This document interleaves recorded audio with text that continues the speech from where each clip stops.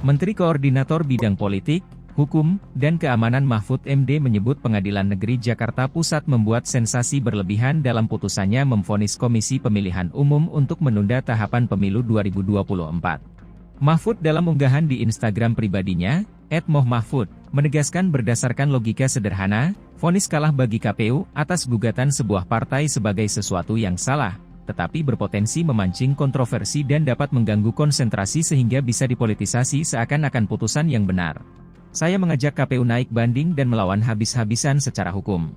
Kalau secara logika hukum pastilah KPU menang, tulis Mahfud dalam unggahannya tersebut. Mahfud menegaskan bahwa PN tidak punya wewenang untuk membuat vonis tersebut sembari menjabarkan setidaknya ada 4 alasan berdasarkan hukum. Pertama, Mahfud menegaskan bahwa sengketa terkait proses, administrasi, dan hasil pemilu sudah diatur tersendiri dalam hukum dan kompetensinya tidak berada di PN.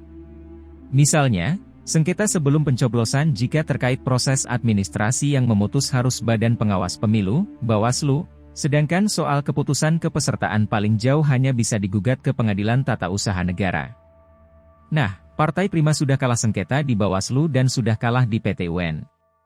Itulah penyelesaian sengketa administrasi jika terjadi sebelum pemungutan suara, jelas Mahfud.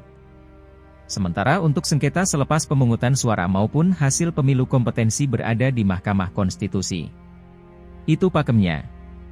Tak ada kompetensinya pengadilan umum.